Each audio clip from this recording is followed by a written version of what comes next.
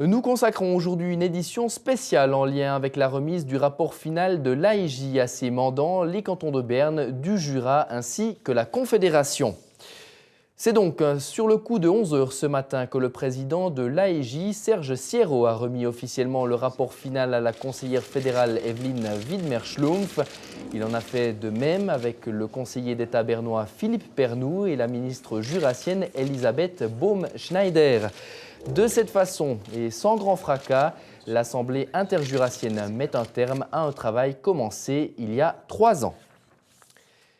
Dans son rapport final, l'AEJ imagine l'avenir de la région au travers de 2 grandes pistes. Dans le premier cas de figure, on trouve le statu quo plus. Le Jura bernois resterait au sein du canton de Berne. Les collaborations avec le Jura seraient intensifiées. Dans la seconde variante, on procéderait à la création d'un nouveau canton à 6 districts, englobant celui du Jura ainsi que le Jura bernois. Explication avec Adrienne Reusser. La solution à la question jurassienne devrait se trouver au niveau du dialogue interjurassien. C'est le bilan tiré de l'Assemblée interjurassienne. Le peuple devrait trancher concernant la solution qu'il souhaite. Nous voulons que le ton change dans cette région lorsque l'on parle du problème interjurassien, qu'on sache se reconnaître, se respecter, savoir écouter l'opinion de l'autre, dialoguer. Et je crois que ça, c'est un message extrêmement fort. Le gouvernement bernois délibérera sur la question jurassienne lors de négociations avec le Conseil du Jura bernois, la ville de Bienne et Villars-Macolin et le CAF de Bienne. Il faudra 6 mois pour l'analyse du rapport. On va devoir réfléchir à cette situation. Qu'est-ce que ça signifierait clairement le départ du Jura bernois pour la ville bilingue de Bienne? Est-ce que le canton de Bienne pourrait maintenir son bilinguisme si le Jura bernois partait? C'est le genre de qu'est-ce que ça signifie pour le canton de Berne s'il ne peut plus remplir sa fonction de pont entre la Suisse romande et la Suisse alémanique, et ça signifie au niveau de la cohésion nationale. C'est le genre de questions auxquelles il faudra trouver des réponses. La conseillère fédérale Evelyne Widmer-Schlumpf se voit dans cette affaire plus comme une intermédiaire entre les 2 cantons, et l'important pour elle est que la décision soit bien pensée sur le long terme. Les pas que nous faisons aujourd'hui tracent le chemin pour les générations futures. On doit réfléchir à quoi ressemble ou à quoi ressemblerait la forme idéale. Aujourd'hui, l'AEJ n'a donc pas proposé de solution définitive, mais plutôt une base de dialogue entre les 2 cantons. À côté du rapport final, il existe également un rapport dit de minorité. Il émane de 5 membres de l'AEJ ayant refusé le rapport final de l'AEJ le 22 avril dernier.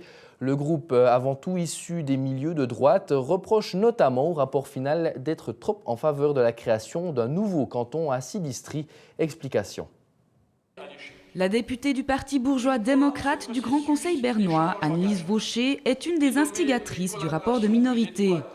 Pour elle, le rapport final de l'AEJ ne tient que peu compte du rôle de la ville de Bienne. Les frontières d'un nouveau canton pourraient faire perdre son centre au Jura bernois, à savoir la ville de Bienne. Moi, je ne peux pas accepter une définition de quoi que ce soit si nous n'avons pas l'ensemble de la région qui est prise en compte. La fraction de la minorité est convaincue que le futur du Jura bernois se trouve au sein du canton de Berne et ne partage pas l'idée de la viabilité d'un éventuel canton à 6 communes. Oui, et dans ce dossier, c'est maintenant au tour de la ville de Bienne et du Conseil des affaires francophones de sortir du bois. À cet effet, nous nous sommes entretenus avec Béatrice Sermet-Nicolet, présidente du CAF, de même qu'avec Hans Stöckli. Le rapport de l'AEJ, pourtant très attendu, n'a pas surpris du côté de la ville de Bienne. Et maintenant que ce rapport a été publié, les réactions ne se sont pas fait attendre. D'une part, bien sûr, nous sommes un peu déçus parce que Bienne n'a pas été inclus dans les travaux. Nous avons toujours demandé à ce que Bienne soit aussi intégré dans les travaux parce qu'il n'y a pas de solution de la question jurassienne sans tenir compte aussi des intérêts biennoises et biennois. Et d'autre part, nous allons maintenant étudier à fond et nous allons donner notre réponse au gouvernement bernois qui, espérons-le, va nous solliciter pour la consultation. Nous sommes satisfaits de voir que l'AEJ a réussi à maintenir un climat de dialogue interjurassien Et je crois que notre réaction en tant que Conseil des affaires francophones du district bilingue de Bienne, c'est de dire que maintenant le moment est venu pour que la voix biennoise soit entendue. La question jurassienne ne s'arrête donc pas au rapport de l'AIJ, mais le but de la ville de Bienne est désormais bien concret. Faire valoir les intérêts de la population et en ce qui concerne le CAF, en particulier de la population francophone. Et pendant qu'à l'intérieur de la sociétale de Moutier, la conférence de presse suivait son cours ce matin, à l'extérieur, tout est resté calme. Aucun des débordements prévus n'a eu lieu. Laurent Wyss. Les violences d'autrefois entre sangliers et béliers ne sont pas revenues en avant. Ce matin à 11h, un petit nombre de pro-bernois armés de drapeaux n'ont croisé que quelques écoliers sur le chemin de la maison. Jura, Jura. Et une famille de pro-jurassiens. Quand on pense aux violences des années 70, Moutier était vraiment calme. Oh, c'est pas vraiment une action, c'est simplement 2-3 drapeaux pour rappeler que Moutier est une ville du Jura bernois.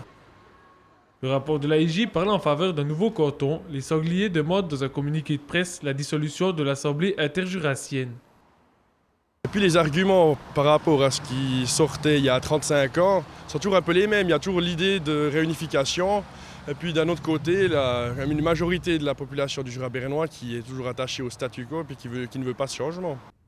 La seule action venant des béliers observée aujourd'hui, c'est le retour du drapeau jurassien peint sur la falaise au-dessus de Moutier.